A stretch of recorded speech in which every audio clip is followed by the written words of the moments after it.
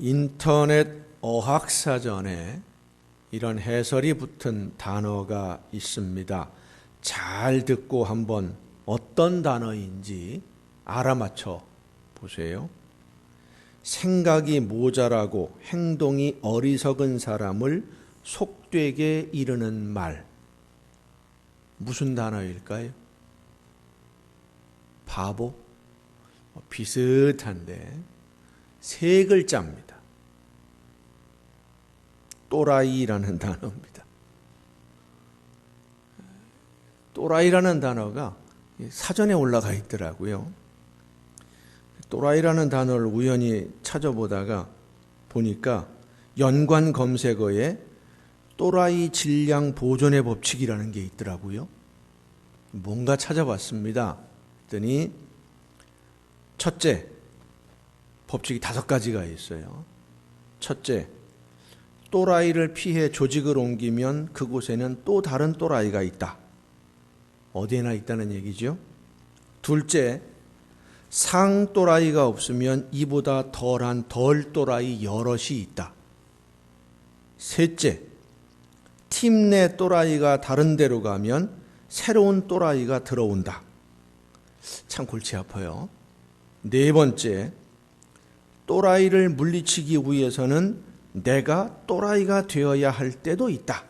그러니까 내가 그런 더 과격하게 일부러 행동해야 될 필요도 있다는 얘기입니다. 5번째, 이게 제일 중요합니다. 팀 내에 또라이가 없다면 내가 또라이다. 다른 사람이 이상한 사람이 없어 보이면 내가 이상한 사람이라는 거예요. 그리고 이 5번째 법칙에 한 가지 설명이 덧붙여져 있습니다. 상또라이일수록 자기가 또라이라는 사실을 모르고 있을 확률이 높고 그것을 알려주면 엄청나게 화를 내기 때문에 절대로 또라이라고 이야기해서는 안 된다 라고 설명을 해 놓았습니다. 이런 정신세계를 가진 사람들은 일이 잘못되거나 누군가가 책임을 져야 하는 일이 발생을 하면 내가 책임지기보다는 대부분 그 책임을 다른 사람에게 전가합니다. 어떤 사람들이 그 책임을 떠맡게 되느냐 하면 대부분이 이 사람들보다 힘이 약하고 직급이 낮은 사람들이지요. 그러다 보니까 억울하지만 심할서도 쓰고 때로는 사표를 쓰기도 합니다. 며칠 전에 장래가 촉망되던 미래를 기대하던 한 젊은이가 스스로 목숨을 끊었습니다. 자세한 내용은 무엇인지 알 수 없습니다마는 누군가가 책임을 져야 하는 일이 벌어졌는데 서로 책임지지 않으려고 이 젊은이에게 떠넘겼고 그 압박감을 견디지 못하고 스스로 목숨을 끊은 것으로 보여집니다. 참으로 안타까운 일이죠. 내가 질 수 없는 짐을 져야 한다고 강요를 받게 되면, 그런데 그 강요가 거절할 수 없는 것이라면 당하는 사람이 받게 되는 이 압박감이라고 하는 것은 견딜 수가 없는 지경입니다. 내가 원하지 않는데 억지로 하게 만드는 것을 강요라고 합니다. 며칠 전 한 어린이집에서 5살 된 여자아이가 성추행을 당했는데 가해자를 처벌하지 못하는 것이 너무 억울하다라는 호소문이 인터넷에 올라왔어요. 가해자를 비난하는 글 그리고 또 옹호하는 글이 뒤죽박죽으로 섞여 있는 가운데 이런 글이 눈에 띄었습니다. 한 번의 실수로 한 어린아이의 인생을 망쳐 놓으려는 것이냐, 이제 그만하면 되지 않았느냐라는 식으로 피해를 입은 아이의 부모를 비난하는 글이 있었습니다. 한 번 실수 때문에 한 아이의 인생을 망가뜨린다면 너무 심한 거 아니냐 하는 말입니다마는 피해를 입은 아이의 부모 입장에서 생각해 보면 이처럼 모진 말도 없습니다. 피해를 입은 아이는 5살짜리 어린 아이가 지금 정신과 치료를 받고 있는데, 그리고 이 아이가 평생 어떤 트라우마를 짊어지고 살아야 할지도 모르는데 이미 벌어진 일이니 그 피해를 오롯이 피해자가 감당해야만 되고 가해자는 아무런 죄책감 없이 평범하게 살아도 된다는 그런 말로 들려지기 때문에 피해를 입은 자녀의 부모의 마음을 더 아프게 후벼파고 있습니다. 용서라고 하는 것은 피해자의 마음에서 우러나와야 용서가 되는 것이지 용서하라고 강요한다면 그것은 상처를 더 크게 만드는 행동이라는 것을 우리는 잊지 말아야 됩니다. 오늘 누가복음의 예수님의 말씀, 만일 네 형제가 죄를 범하거든 경고하고 회개하거든 용서하라. 만일 하루에 7번이라도 내게 죄를 짓고 7번 내게 돌아와 내가 회개하노라 하거든 너는 용서하라 라는 이 말씀은 가해자가 피해자한테 사용할 수 있는 말이 아니에요. 이 말씀은 그 바로 앞에 있는 말씀 1절과 2절에 있는 말씀이죠. 이 작은 자 중에 하나를 실족하게 할진대 차라리 연자 맷돌이 그 목에 매여 바다에 던져지는 것이 나으리라 라는 말씀과 연결되어진 말씀입니다. 오늘 본문 말씀을 보면 예수님이 실족하게 하는 사람에 대해서 먼저 경고를 하십니다. 실족하게 하는 것이 없을 수는 없으나 그렇게 하게 하는 자에게는 화로다. 그가 이 작은 자 중에 하나를 실족하게 할진대 차라리 연자 맷돌이 그 목에 매여 바다에 던져지는 것이 나으리라 하셨는데 이 말씀이 어떤 상황에서 하신 말씀인지 우리가 깊이 생각해 봐야 됩니다. 실족이라는 단어, 스칸달론이라고 하는 헬라어인데 이 말의 뜻은 함정에 빠지거나 올무에 걸리는 것을 말합니다. 함정에 빠졌다 혹은 올무에 걸려서 꼼짝할 수가 없다. 그런 의미를 가진 단어가 스칸달론, 실족이라는 단어예요. 어떤 일로 인해서 함정에 빠졌다라는 생각이 드는 거예요. 내가 잘못한 게 아닌데 내가 지금 함정에 빠졌구나. 어떤 다른 사람들의 모함에 의해서 계획에 의해서 내가 누명을 썼구나. 그렇게 수렁에 빠진 듯한 함정에 빠진 듯한 생각이 들어서 극단적인 선택을 하게 하거나 내가 올무에 걸렸구나 하는 생각에 절망에 빠져서 인생을 포기하게 하는 그런 일, 이것이 바로 스칸달론이라고 하는 실족하게 하는 이라는 단어입니다. 그런데 그런 일을 당하는 사람이 어떤 사람이냐 오늘 본문에 보면 작은 사람, 있으나 없으나 표시도 안 나는 사람, 힘도 없고 능력이 없어서 억울한 일을 당해도 어디 하소연할 수도 없는 그런 사람이 내가 함정에 빠졌구나, 내가 누명을 썼구나, 내가 힘이 없으니까 이런 억울한 일을 당하는구나 하는 생각을 갖게 만드는 것보다 차라리 연자 맷돌이 목에 매인 채로 바다에 던져지는 것이 나을 거다라는 예수님의 말씀. 왜냐하면 내가 힘이 없고 약하기 때문에 나를 만만하게 보고 함정에 빠뜨리고 수렁에 빠뜨렸다는 생각을 하게 되는 그 사람은 연자 맷돌에 목이 매여서 바다에 빠지는 것보다 더 큰 절망감 속에 빠져 들어갈 수밖에 없기 때문입니다. 해결할 방법이 없기 때문에. 연자 맷돌이라고 하는 것은 우리가 흔히 쓰는 손으로 돌리는 조그만 맷돌이 아닙니다. 커다리 지름이 한 4, 5m 정도 되는, 그래서 말이 끌고 돌리는 그게 연자 맷돌이에요. 나보다 약한 사람을 억울하게 만들어서 절망에 빠뜨리는 것보다는 차라리 내가 죽는 게 낫다 이런 말씀이라기보다는 그 정도로 내가 지금 어떤 사람에게 억울한 누명을 씌워서 내가 힘이 있고 그 사람이 힘이 약하다고 해서 억울하게 만들면 그 사람은 연자 맷돌에 목이 매여서 깊은 바다에 던져지는 것보다 더 큰 절망을 느끼게 되니까 너 조심해라, 신중하게 행동해라 라는 말씀이에요. 내가 힘이 있고 능력이 있다고 해서 약한 사람이나 힘이 없는 사람 함부로 대해서 그들이 실족한다면 그 책임이 나에게 있다는 것을 잊어서는 안 됩니다.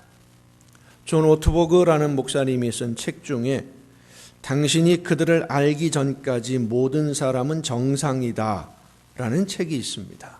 그런 제목으로 붙여진 책인데 그 책 내용이 뭐냐면 멀리서 볼 때는 세상의 모든 사람들이 다 정상인 것처럼 보이지만 가까이 하면, 그래서 그들의 본 모습을 알게 되면 모두 제각각 비정상으로 보인다라는 그런 내용인데, 사실은 그 내용 속에 들어가 보면 그런 말입니다.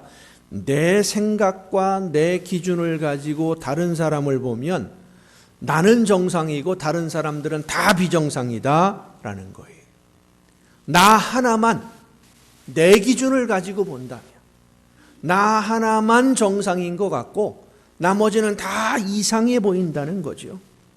내 생각과 같지 않다고 해서 그들이 틀린 것이 아니라는 것을 서로 인정할 수만 있다면 서로에게 상처를 주고 아픔을 주는 일은 없어질 겁니다. 하지만 그렇게 하라고 강요하지 말라는 말씀이에요.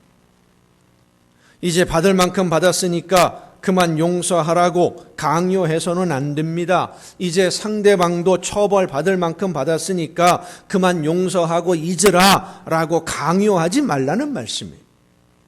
왜냐하면 그렇게 억지로 강요하면 힘이 없고 약해서 억울한 일을 당한 사람에게는 또 다른 억압으로, 또 다른 피해로, 또 다른 아픔으로 다가오기 때문입니다. 오늘 우리 사회에서는 이런 일들이 너무 많이 벌어지고 있습니다.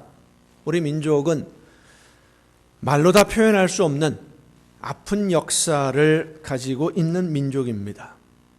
오늘 생존해 계시는 어르신들 중에는 일본의 식민지 시절에 아픔을 당한 분들이 있고 강제로 끌려가서 온갖 고난과 수모를 당하신 분들도 있습니다.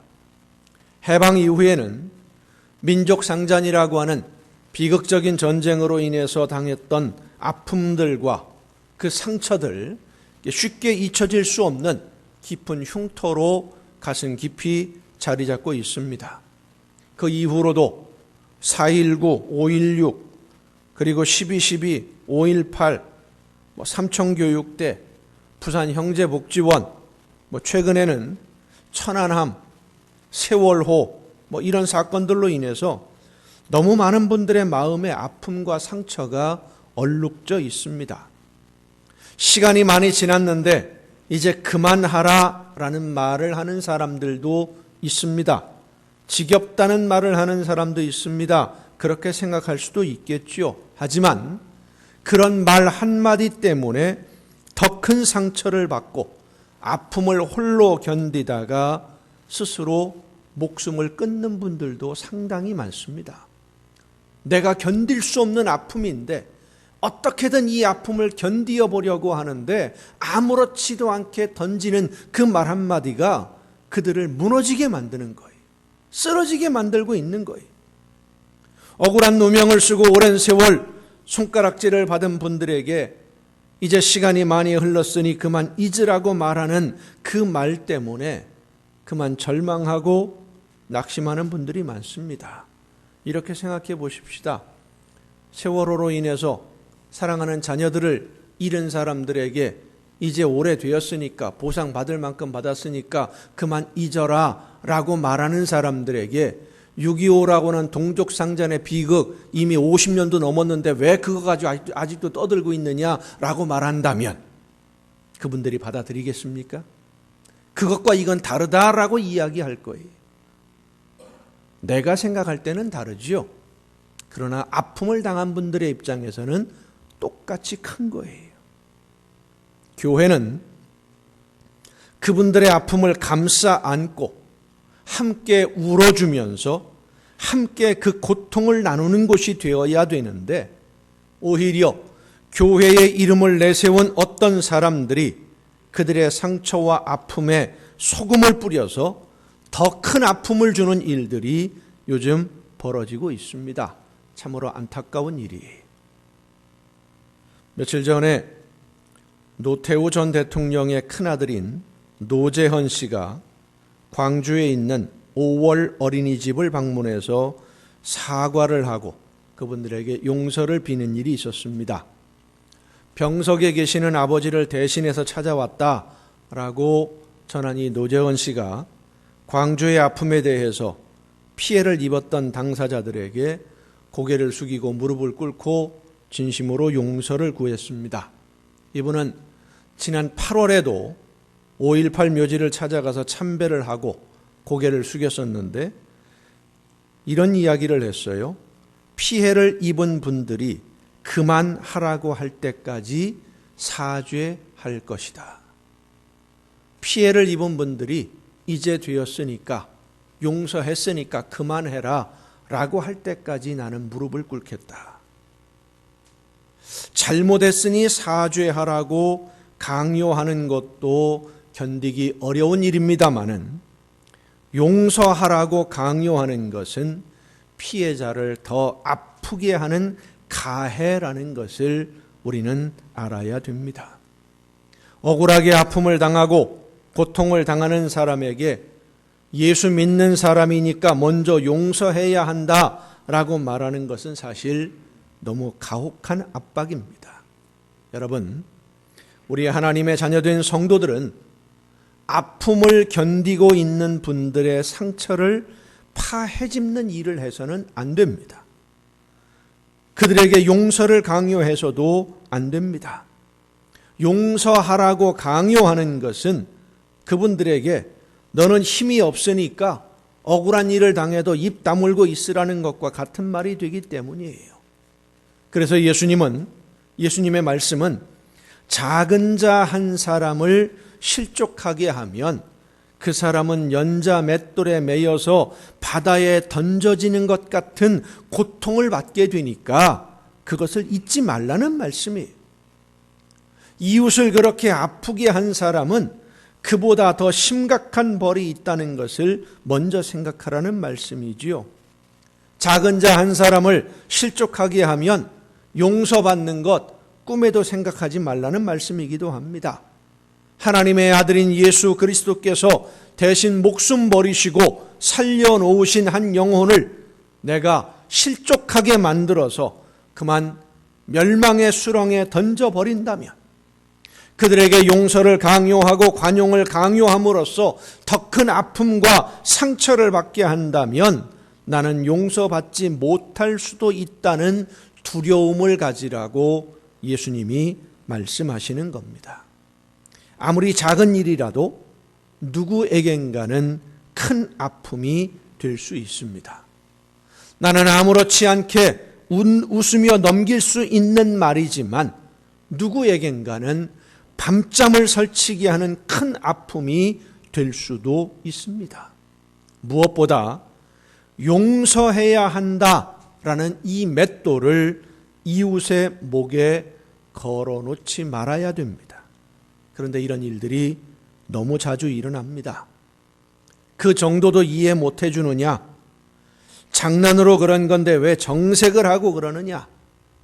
여러분, 걸려 넘어지게 한 사람, 아픔을 주고 상처를 준 사람은 자기가 가지고 있는 힘과 권력으로 여유 있게 즐기며 인생을 살아가지만 힘이 없어서 그 억울함을 풀지 못하는 작은 사람들은 용서해야 된다는 맷돌을 목에 걸고 절망으로 떠밀려 들어갑니다.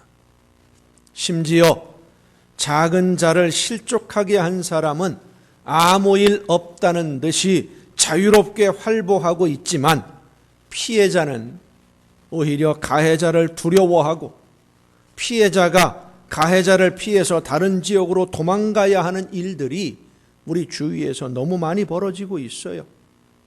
피해를 입은 분들의 아픔을 교회가 돌아보지 않기 때문입니다. 예수 믿는 사람이라는 이유로 피해를 입고 힘들어하는 이웃의 목에 맷돌을 다는 일들이 다시는 있어서는 안 됩니다.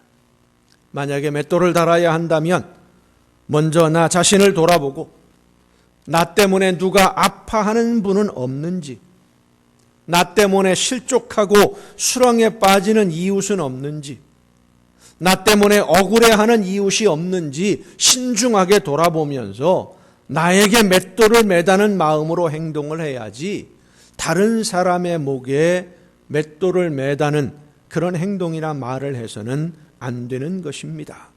누군가 희생자를 찾아서 희생양을 찾아 그 못에 맷돌을 매달아 버리면 그 작은 자 한 사람은 또 죽음으로 내몰리고 맙니다.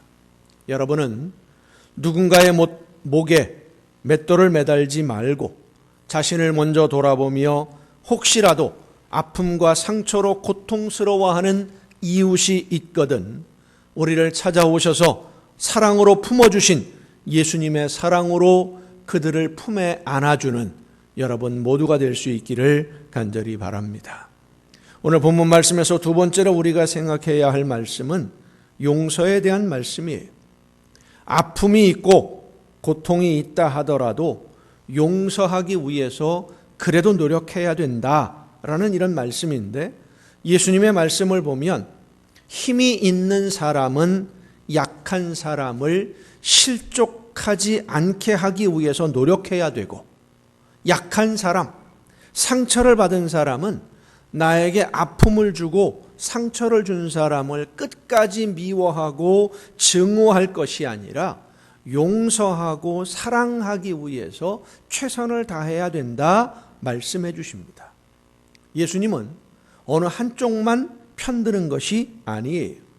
힘이 있는 사람은 힘이 있는 사람대로 조심해야 될 일이 있고, 그 때문에 상처를 받는 약한 사람은 약한 사람으로 또 해야 될 일이 있는데, 이 힘이 없는 약한 사람, 상처를 받는 사람들이 가장 중요하게 먼저 해야 될 일이 뭐냐? 바로 용서라는 거예요. 만일 네 형제가 죄를 범하거든 경고하고 회개하거든 용서하라. 만일 하루에 7번이라도 내게 죄를 짓고 7번 내게 돌아와 내가 회개하노라 하거든 너는 용서하라고 하십니다. 이 말씀은 나를 실족하게 하는 사람이 하루에 7번이나 나를 실족하게 만들어도 내 목에 연자 맷돌을 하루에 7번이나 매달아서 바다에 떠밀어 넣는 그런 말, 그런 행동을 한다 할지라도 그가 잘못했다라고 회개하면, 자신의 잘못을 인정하고 회개하면 용서하라는 거예요. 근데 사실 이 용서라는 것이 그리 쉽지 않습니다. 용서하고 싶은데 용서가 잘 안 돼요.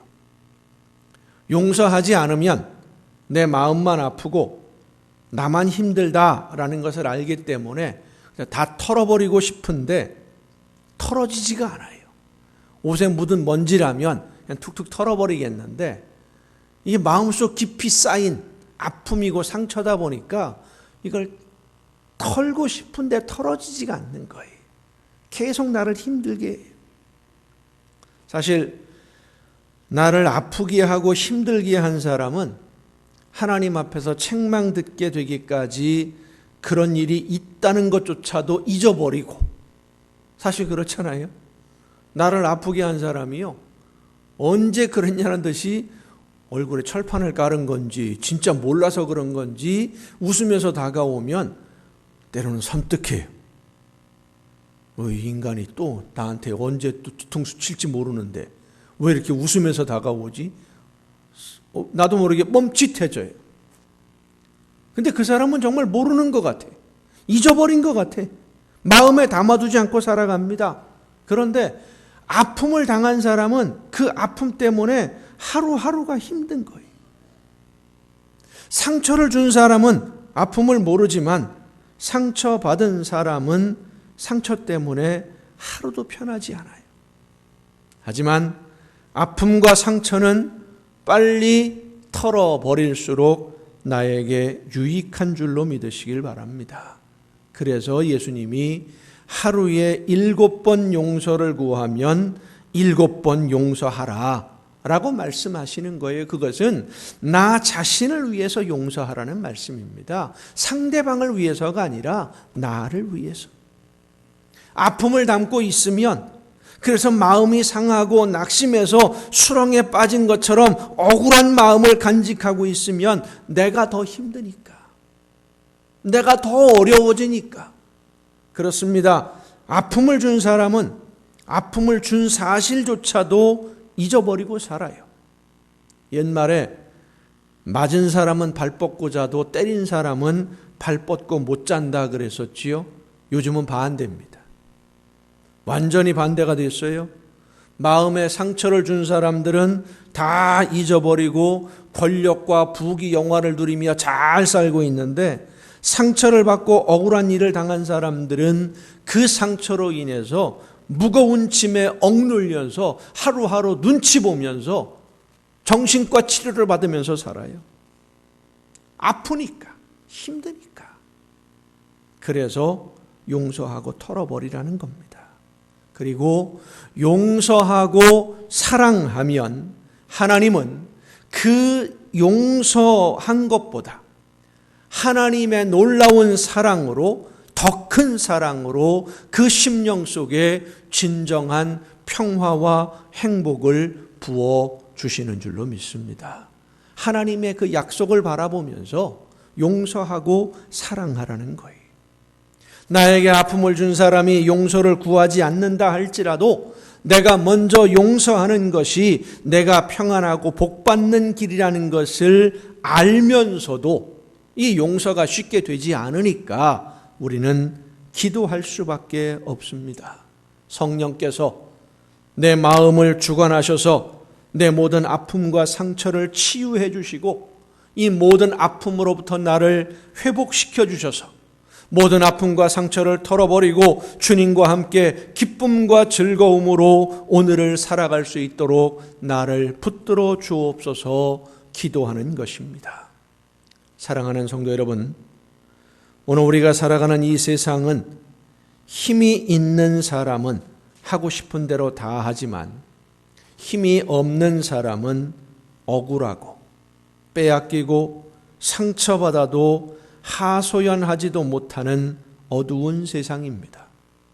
예수님이 이 땅에 오신 것은 이렇게 어둡고 죄악이 가득한 세상, 힘과 권력으로 연약한 이웃을 무시하고 짓밟는 이 세상에서 상처받고 신음하는 사람들을 사랑으로 품으시고 그들을 위로하시며 내일에 새로운 희망을 주시기 위해 우리를 찾아오신 줄로 믿으시길 바랍니다. 여기 이 세상, 우리가 사는 이곳이 전부가 아니라 이 세상이 마치는 그날 영원한 하나님의 나라가 있음을 우리에게 알려주시고 그 하나님의 나라에서 인정받을 수 있는 사람은 연약한 이웃의 목에 맷돌을 매달지 않도록 스스로 조심하는 사람, 그리고 나를 아프게 한 사람이라 할지라도 용서하고 사랑함으로 하나님의 뜻을 이루어 가려고 노력하는 사람들을 하나님이 인정해 주시고 받아주신다는 것을 알려주시기 위해 우리를 찾아오셨습니다. 그리고 그렇게 오늘을 살아가는 사람들을 하나님의 자녀로 받아주셔서 성령의 능력으로 모든 아픔을 이기고 오늘 천국의 행복을 누리며 살아갈 수 있도록 여기 이 세상을 사는 동안 주님이 함께 하시는 천국의 행복과 기쁨을 누리며 사는 자녀들이 될 수 있도록 우리를 이끌어 주시려고 찾아오신 줄로 믿으시길 바랍니다. 우리에게 사랑으로 찾아오셔서 위로하고 품으시는 주님의 사랑으로 모든 아픔들을 이기고 용서하며 사랑함으로써 날마다 주님과 함께 동행하며 천국의 행복을 누리는 여러분 모두가 될 수 있기를 예수님의 이름으로 축원합니다.